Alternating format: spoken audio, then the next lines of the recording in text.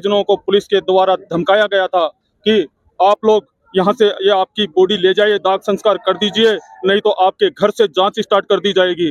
उनको मां बहन की गालियां तक दे दी गई और उसके बाद में भी आज तक वो दोनों सीआई आज तक सस्पेंड तक नहीं हुए। ये बेचारा बाप चीख चीख के कह रहा है कि मुझे इंसाफ चाहिए, न्याय चाहिए, और इसी श्रृंखला में आज हमें न्याय की उम्मीद थी, इसलिए हम हस्तियों को लेके इस शहीद स्मारक पे आए, शायद हमें इंसाफ यहाँ पर मिल जाए। क्या मांगा था? वो डॉक्टर बनता और गरीबों की सेवा करता और लोगों की देश के लिए काम करता, और वो आदमी घर के सपने पूरे करता, मकान बनाता। या तो 2-5 दिन में आप हमारे को बुला लीजिए, वरना जयपुर की सड़कों पे घमासान होगा। 22 तारीख को इसी जगह इसी स्थल पे राजस्थान आ रहा है और यहाँ के ऊपर हमने परमिशन ले लिया और यहाँ पर हम मीटिंग कर रहे हैं प्रदीप के परिजनों को। 22 तारीख से पहले भजन लाल जी सुध ले लो, नहीं इसके बाद में पूरा राजस्थान यहाँ शहीद स्मारक पे आएगा, जयपुर के अंदर आएगा। हम खड़े हैं राजस्थान की राजधानी जयपुर में। जिस प्रकार से आपको पता है कि आज सीजेपी पार्टी उनका विरोध प्रदर्शन था, तो विरोध प्रदर्शन में जो प्रदीप मेघवाल जिन्होंने नीट की परीक्षा दी थी और नीट का पेपर कैंसिल होने के बाद, रद्द होने के बाद, क्योंकि उस पेपर में धांधली हुई थी, उसके बाद उन्होंने आत्महत्या कर ली थी। वो परिवार हमारे साथ है, उनसे हम बातचीत करेंगे। पूरे परिवार में आज मातम पस रहा है, लेकिन दिल नहीं पसीज रहा। मैं फिर से माननीय मुख्यमंत्री महोदय भजन लाल जी शर्मा से और सरकार के तमाम मंत्रियों से पूछना चाहता हूँ। ये देखिए, आप पूरे परिवार में इकलौता पुत्र था, वो 3 बहनें हैं, आप देख रहे हैं किस प्रकार से 15 तारीख से आज 15 तारीख हो गई, पूरा 1 महीना हो गया, और उसके बावजूद भी इस परिवार के साथ में नाइंसाफी हो रही है। जवाब तो उसके पास में है ही नहीं।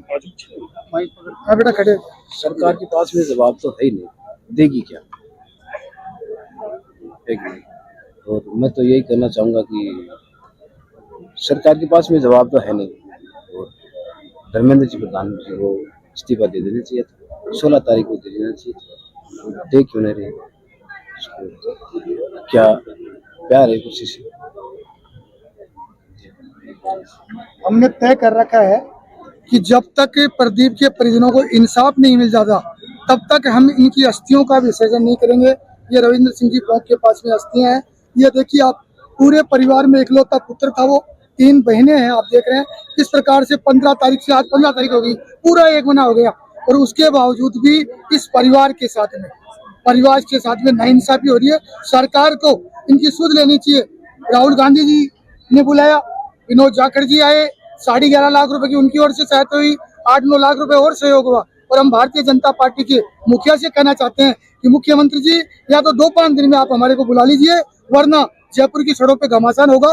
22 तारीख को इसी जगह इसी स्थल पे राजस्थान आ रहा है और यहाँ के ऊपर हमने परमिशन ले लिया और यहाँ पर हम मीटिंग कर रहे हैं प्रदीप के परिजनों को। सत्ता पक्ष ने कोई संवेदना? देखिए, अर्जुन जी मेघवाल जो कानून मंत्री हैं, उनसे हम दिल्ली में मिले, उन्होंने हमें भरोसा दिया।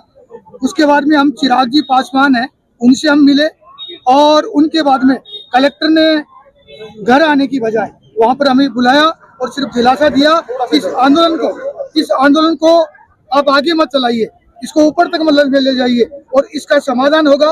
लेकिन मैं समझता हूँ कि 1 महीने के बाद भी एक बापू, पिता खून के आंसू रो रहा है, बेटियां जिनका भाई गया है, उनके पूरे परिवार में आज मातम पस रहा है, लेकिन दिल नहीं पसीज रहा। मैं फिर से माननीय मुख्यमंत्री महोदय भजन लाल जी शर्मा से और सरकार के तमाम मंत्रियों से पूछना चाहता हूं कि जिस प्रकार से बहराना धाम में साधु संत इस तपती धूप में तपस्या कर रहे हैं, उसी प्रकार से इस बाप का क्या कसूर था जिसने पढ़ाया लिखाया, जमीन बेची, और आज इसके घर जाके देखोगे तो इसके कच्चे घर है। और ये बेचारा बाप चीख चीख के कह रहा है कि मुझे इंसाफ चाहिए, न्याय चाहिए, और इसी श्रृंखला में आज हमें न्याय की उम्मीद थी, इसलिए हम हस्तियों को लेके इस शहीद स्मारक पे आए, शायद हमें इंसाफ यहाँ पर मिल जाए। मैं मीडिया का जरूर धन्यवाद देना चाहता हूँ कि मीडिया नहीं होता तो हमारा ये मामला इंटरनेशनल नहीं बनता, और आज हमें विश्वास है कि जब तक हमें न्याय नहीं मिलेगा तब तक हमारे लोग हिलने वाले नहीं, डरने वाले नहीं, और न जेलों से परवाह करने वाले, और हमको कुछ भी करना पड़े, जब तक हमारे को इंसाफ नहीं मिलेगा तब तक न सोएंगे न सोने देंगे। 11 बजे से लेके और आज पूरा 1 महीना होने को आया है, लेकिन सच बताऊं, बड़ी दुर्भाग्य की बात है कि इस राजस्थान सरकार एक संवेदना भी प्रकट नहीं कर पाई।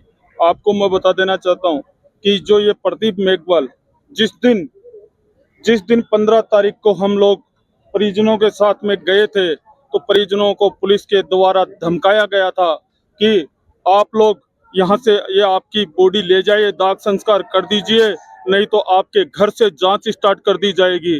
उनको माँ बहन की गालियां तक दे दी गई और उसके बाद में भी आज तक वो दोनों सीआई आज तक सस्पेंड तक नहीं हुए। और मीडिया के अंदर भी दिखाया गया उस सीआई का कैसा रवैया था, लेकिन फिर भी मैं देखना चाहता हूँ कि सरकार के पास नाक कान बंद है।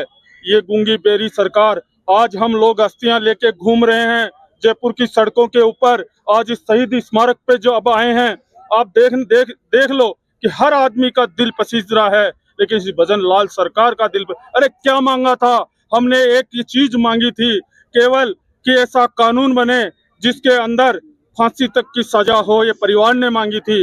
इसलिए क्योंकि मेरा प्रदीप चला गया लेकिन और प्रदीप नहीं जाए। और क्या मांगा था? वो डॉक्टर बनता और गरीबों की सेवा करता और लोगों की देश के लिए काम करता, और वो आदमी घर घर के सपने पूरे करता, मकान बनाता, अपनी 1 बीघा जमीन जो बाप पिता ने गिरवे रख दी थी वो छुटवाता, 11 लाख का केसीसी लोन वो चुकाता, फिर उसके बाद में जो ग्रामीणों से जो ब्याज पे पैसा उधार ले रखा था पढ़ाई के लिए वो चुकाता।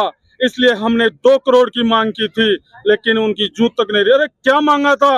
ये बहन एक है, केवल 3 बहनों में से एक भाई था, उसमें से वो चला गया। एक बहन की नौकरी मांगी थी, कोई ज्यादा मांगा था क्या? लेकिन सच बताऊं आपको कि इनकी जूं तक नहीं रहेगी। मैं आपके मीडिया को धन्यवाद देना चाहता हूं कि हम लोग जिस दिन सिक्कर में बैठे थे धरने के ऊपर, आज हम शहीद स्थल के ऊपर हैं। आप लोगों ने हमारे मामले को दिखाया, नीट के एग्जाम जो पेपर लीक हुए, जो करोड़ों बच्चों का भविष्य खराब हुआ, उसको आपने उठाया, आज इंटरनेशनल मुद्दा बना, इसलिए आज ये चीज उठ रही है। नहीं तो मैं बताऊं आपको, पीछे इतिहास उठा के देखोगे कितने लोग बेचारे दब गए, मुद्दे खत्म हो जाते हैं। और कौन है आज? ये गरीब परिवार है, हम लोग साथ में, हमारी कमेटी जो है उसको साथ पूरी मजबूती के साथ लेके घूम रही है। आज हम न्याय की गुहार कर रहे हैं। तो मैं तो ये कह देना चाहता हूँ, 22 तारीख से पहले भजन लाल जी सुध ले लो, नहीं इसके बाद में पूरा राजस्थान यहाँ शहीद स्मारक पे आएगा, जयपुर के अंदर आएगा। और उस दिन कोई भी न्याय व्यवस्था बिगड़ेगी, कोई भी कानून व्यवस्था बिगड़ेगी, कोई भी लॉ एंड ऑर्डर बिगड़ेगा, उसका जिम्मेदार केवल भजन लाल सरकार होगी। धन्यवाद साथी।